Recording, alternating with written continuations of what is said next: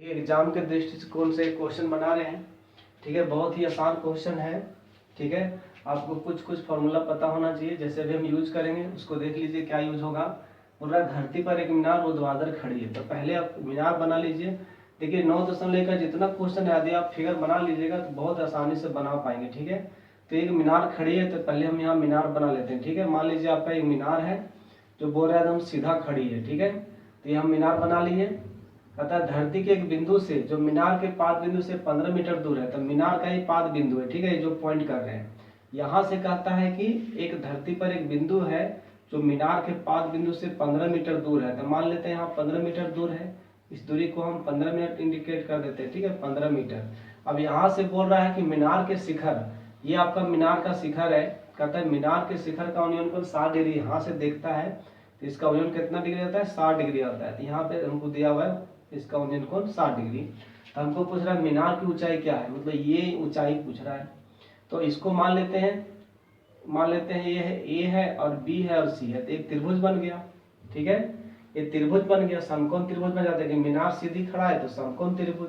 तो समकोण त्रिभुज में 90 डिग्री के सामने वाली भुजा बड़ी होती है, तो हमको इस भुजा का जरूरत नहीं है, हमको ये पूछ रहा है। ठीक है, ये पूछ रहा है। यहाँ से यदि पूछता कि मीनार का जो पाद बिंदु से 15 मीटर दूर एक धरती है, धरती के ये दूरी से मीनार का दूरी पूछेगा तो हम इसको यूज करेंगे, लेकिन हमको पूछ नहीं रहा, हमको क्या पूछ रहा है, मीनार की ऊंचाई।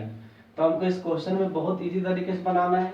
तो क्या बोल सकते हैं, त्रिभुज ए बी सी में। ठीक है, क्योंकि ये त्रिभुज बन ही जाता है त्रिभुज ए बी सी में। ठीक है, ये त्रिभुज बन गया ए बी सी में, ये बी तो 90 डिग्री होगा। ठीक है, त्रिभुज ए बी सी में कोण बी बराबर क्या हो जाएगा, 90 डिग्री हो जाएगा। ठीक है, और त्रिभुज एबीसी में क्या हो जाएगा, ए बी मेरा क्या हो जाएगा, मीनार की ऊंचाई है। यहाँ लिख देंगे ए बी बराबर मीनार की ऊंचाई। ठीक है, इतना लिखना पड़ेगा, ए बी बराबर क्या हो जाएगा, मीनार की ऊंचाई। ठीक है, इसीलिए हम क्या लिखेंगे, त्रिभुज ए बी सी में। ठीक है, इसीलिए त्रिभुज ए बी सी में हम यूज करेंगे tan 60 डिग्री। ठीक है, तो tan 60 डिग्री का वैल्यू आपको पता होना चाहिए, तभी बन पाएगा क्वेश्चन।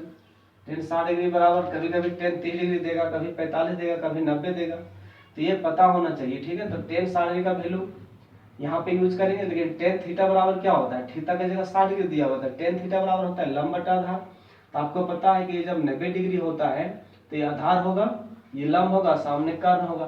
तो tan 60 का tan थीटा बराबर क्या होता है, लंब बटा आधार। तो लंब हो जाएगा आपके पास ए बी और आधार आपका हो जाएगा बी सी। तो हमको ए बी मीनार की ऊंचाई पूछ रहा है। बहुत आसान तरीका से बन चुका है क्वेश्चन। tan 60 का वैल्यू आपको पता होना चाहिए, √3 होता है। ठीक है, ए बी कितना दिया हुआ है, ए बी हमको पता करना है तो उसको छोड़ दीजिए। बी सी हमको दिया हुआ है 15 मीटर। ठीक है, तो यहाँ पे हम 15 यूज कर देते हैं। ठीक है, अब ए बी यहाँ √3/1 नीचे हम 1 लिख सकते हैं। ठीक है, कोई भी संख्या के नीचे। तो ए बी को 1 से गुना करें कितना हो जाएगा, ए बी आप 15 को गुना करो √3 से, क्या हो जाएगा 15√3। ठीक है, ये हो जाएगा आपका मीटर क्या, मीनार की ऊंचाई। तो यहाँ पे लिख सकते हैं अतः मीनार की ऊंचाई कितना हो जाएगा, अतः मीनार की ऊंचाई बराबर हो जाएगा 15√3 मीटर। ठीक है, बहुत ही आसान है। इस तरह से 1-2 क्वेश्चन और हम बताते हैं। ठीक है, एग्जाम के लिए बताते हैं, ऐसे बहुत आसान क्वेश्चन है, आसान क्वेश्चन को हम बताते हैं।